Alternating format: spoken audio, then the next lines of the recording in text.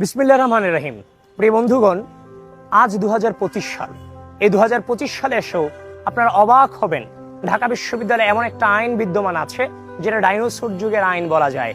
সেটা হচ্ছে, একজন বৈধ মেয়ে শিক্ষার্থী তার সকল প্রকার প্রমাণাদি থাকা সত্ত্বেও সে যেই হলে বসবাস করে, ইচ্ছা করলেই সে অন্য একটা হলের বান্ধবীর কাছে অবাধে যাতায়াত করতে পারে না।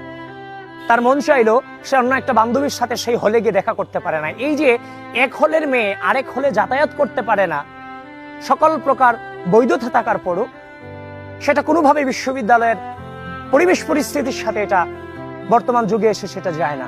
এই জন্য আমি বিশ্ববিদ্যালয় প্রশাসনকে আমি উদাত্ত আহ্বান জানাচ্ছি, এই মুহূর্ত থেকে এই ধরনের ডাইনোসর যুগের যে আইনটা আছে সেই আইনটাকে আপনারা স্থগিত করুন।